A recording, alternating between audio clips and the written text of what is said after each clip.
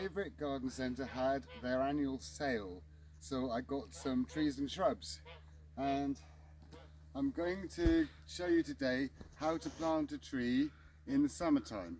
Of course, you must never dig up a tree or plant a bare root tree in the summertime when they're growing, because they just won't survive. If you want to plant a tree in the summertime, you'll have to get a potted tree, and I've got this one here, a fancy Japanese flowering cherry, which was next to nothing because it was in their sale, and so I'm going to plant this today. So I've got all the trees and shrubs that I've got today lying down so that they don't blow over in the wind, but I'm going to plant them quite soon. So I've got quite a lot of different ones going all the way up here, and so I'm going to carry them two at a time down to the planting site, starting with these two. So some of the trees and shrubs that I get in sales, they've been in pots for ages and they get really pot bound, like this fuchsia. Look at that, how on earth I'm going to have quite a job getting it out of there. I might have to cut it out. Right, better carry these down.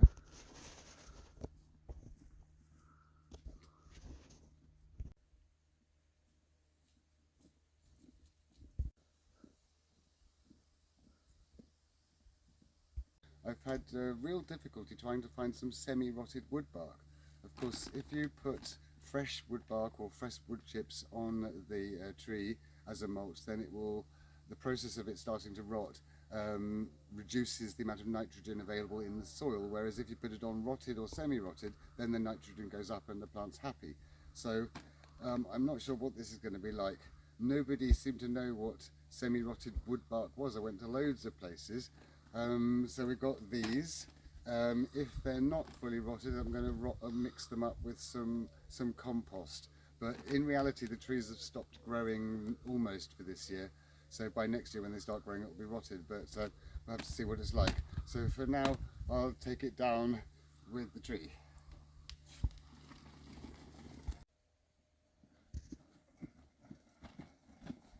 Down here at the planting location, I'm just going to lay these down so they don't get blown over by the wind and damaged. And then I'm going to get the mulch out.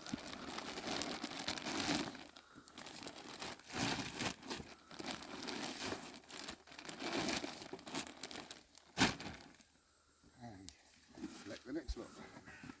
If we need to mix anything with the mulch bark, we have this.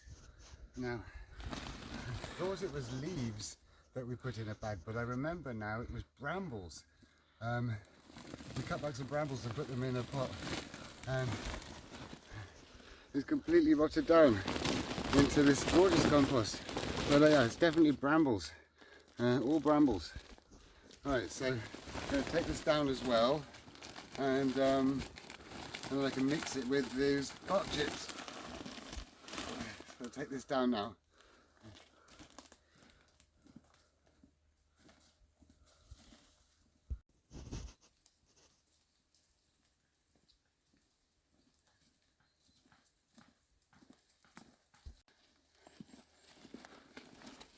So this cherry tree is Yedonensis, Prunus yedonensis. This is where the tree is going to go. Now ordinarily I'd just dig a hole and plant the tree. This is a little bit different because this is all newly landscaped. So it's mostly subsoil with a thin covering of topsoil, and I want the soil height to be here. So it's already got a hole. And this eventually will be water, and then there's the other garden with the vegetable garden on it behind. So this and the garden over there will both be like peninsulas sticking out into the water. This idea is loosely based on the Aztec farming system of the Chiapas, but I'll maybe go into that more on another episode. But for today I'm going to just do this tree. We've got quite a collection of flowering cherry trees, and they seem to do really, really well here. That's why I got one for down there. This is a Yoshino. It's like a single Japanese one. It's really early. And we've got a red-leafed one. On the island, there's two. cherry trees, one really tall thin one and one that has tiny little flowers all through the winter. And then over there we've got some more. These two are chirote. They have double white flowers a little bit later on in the cherry season. They're really nice. And then this is Prunus autumnalis, and it has little spurts of flowers all through the winter. And there's a couple more on that island as well. If you've got something that grows well, you may as well grow a lot of it. Eventually I want the water level to be about this high, so that the two gardens that just sort of appear to be floating on the water. Between the two gardens is this finger of native woodland, which replaces the straight ditches that were around the edge to start with. And so the watercourses between the ponds wiggle through this shallow valley here, and it slows down the journey of the water across the land. And more water soaks in, it's better for the water table, and it goes up the entire length of the land. I probably want to go just a little bit deeper so that the tree's got something underneath it. So I'll just take a bit off here. So it's much more topsoily than I thought it was. But it's sort of a block behind the digger.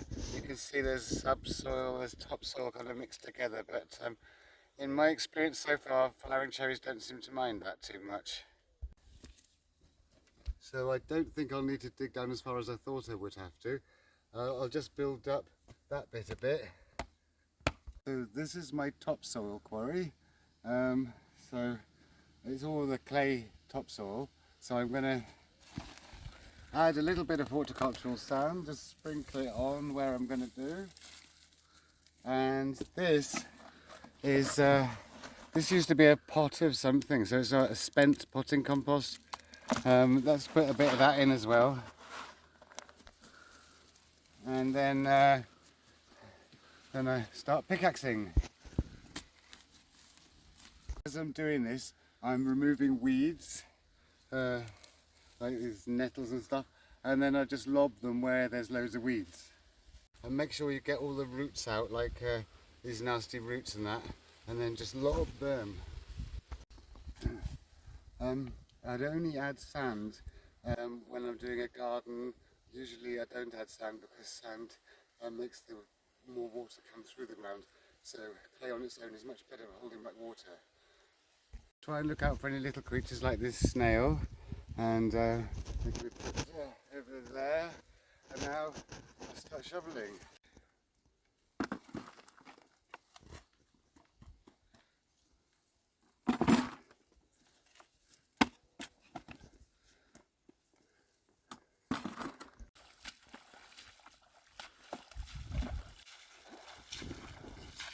I did start this garden a little while ago, and there's this one shrub here, this viburnum. So that bit is finished surface area, so that sort of slopes up like this. So I put these two on this side. Rest. With this sudden bit of hot weather, I'm a bit concerned that these are drying out too much, and it's difficult watering them. We're going to balance them as well, so I'm going to just stand them in the pond for a bit. The swamp soil here varies a lot. There's lots of nasty subsoil here, but there's other bits which are really nice. But there's a lot of organic material which is in here as well, which is good. I always be careful for especially these deep-rooted perennial roots, like this cowbane, nasty, and just lob it. And then when you're lifting heavy things, always make sure you keep your back straight and bend your knees.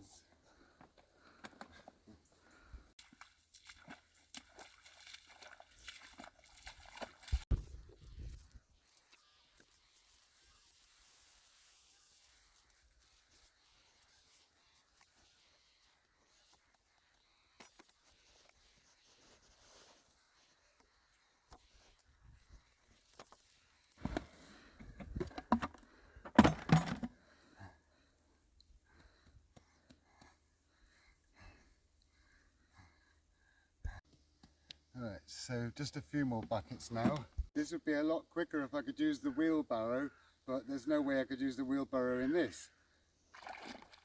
Trees have had enough of a soak now. They don't really like standing in water for too long. So I'll put them back in the planting site. So I'm going to sort of measure this all up again. So the soil about there. Really look here. This is where it's grafted. This is a grafted tree, so there's a different type of tree there. So this has got to all be above the ground. Otherwise it will root in from the top bit and you might get this one growing then as suckers and it won't be nice. So I've got to make sure that the ground's not much higher than it is here. And now I'm going to pick these things off. The lady in the garden centre loves using this machine that puts these things on. She's trigger happy with them. So there's more than there would be normally. But I need to take all these off first. And remember, these are not biodegradable. So I just keep them and throw them away. Yeah. So that's all those bits off. I'll put them in my pocket for now. Next is this bamboo cane. You don't want it to leave it in because it will rub against the trunk and not be very nice. So I'll take that off very carefully, like that, and then I can use that as a stake. I'm going to need about 6 inches more soil in the bottom of the hole.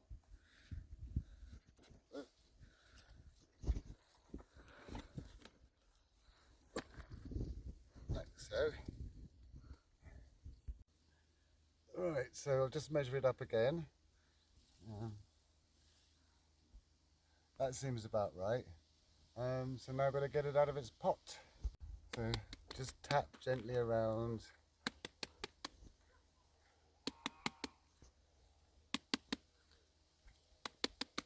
And then hopefully, yay! Right, now, you see the roots in a pot, when it's been pot bound like this, or in the pot, they go round and round the bottom of the pot, and that means the tree maybe will fall over one day. So you just gently tease out the roots, just from round the corners like that, nothing major, and then see which way round you want it to go. I think that way looks nice. And then start putting some soil in. There's the first bit.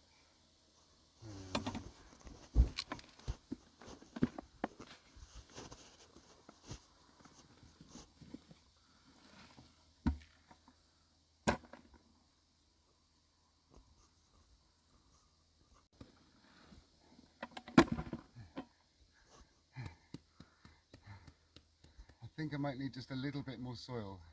So underneath this cherry tree I'm going to plant this viburnum, and it differs from the one just there because this one flowers much earlier in the season and is really strongly scented. It's not so important to tease the roots with most shrubs because they just grow from the base and you grow more roots out, so just tease it a little bit and then just stick that in here.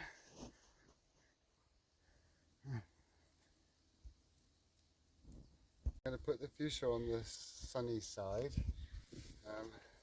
Let's try to get all this out somehow.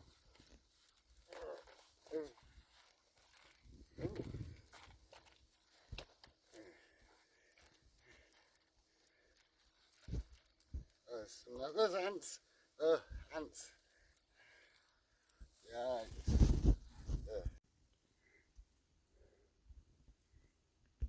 I got that off. There's like ants everywhere. I'm going to plonk this here. Now fuchsias don't mind being planted a bit deep. They like having the stuff underground so they can survive the winter. So they often get knocked right back in the winter. It's a nice little fuchsia. It's just a few quid in the sale. But they're very easy to grow from cuttings. Any bit you break off and stick in the ground, they grow. Right, I'm going to stick that over here.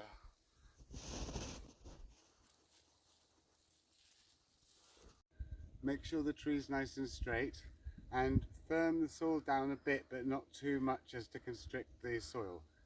Just put the last bit of soil on.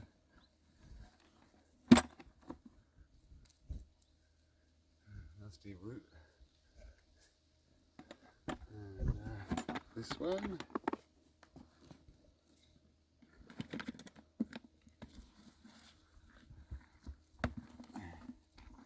Just stamp this cliff edge where I still in the future will put more garden, but for now that's all there's going to be, so I want to make sure it's secure, so I just kick it a bit to make it solid. I'm going to place your stake about a foot away for a tree this size, a bit further away for a bigger tree, and put it on the side of the prevailing wind, where the wind normally comes from. Here it's the southwest, so that's here. So I'm going to put this stake about here and make sure it's nicely solid in the ground, like that. A nice bit of string around there. Don't tie it to the trunk because that will restrict the growth, but just tie it to these nodes on the bamboo cane where the leaf used to be. So I get round here and then wrap it round and so make sure it's straight. I think that looks straight. Yeah, like that. And then just tie it securely. And if you've got quite a flimsy tree, you might add a few of them, but I think I'm just going to add the one and have it going around twice to give it extra support in storms.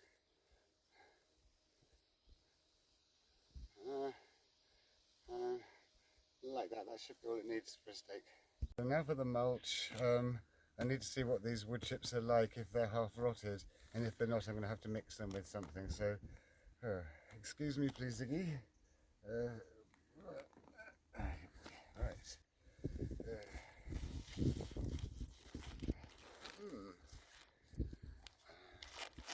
They're not too bad actually. It's quite nice.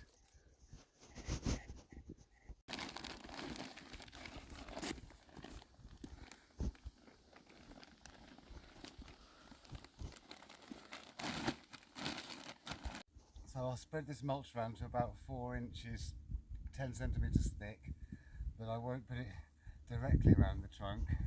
And just spread it all nicely evenly out. So now I need water.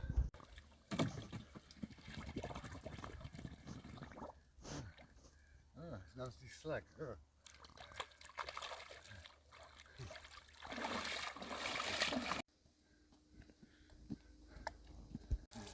Always give them a really good soak even if it's been wet weather.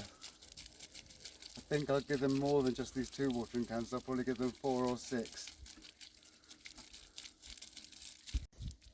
So remember, you've got to wet the mulch as well, and it's all got to soak into the ground, and so you do need a lot of water.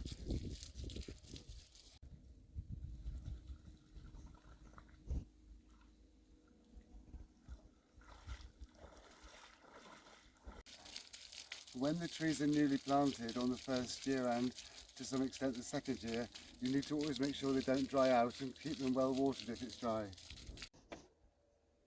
So I hope you liked today's video. It went on a bit longer than I thought it would. If you did, please like and subscribe, and if you press the little me that's down here somewhere, you can see my other videos, and I'll see you next time.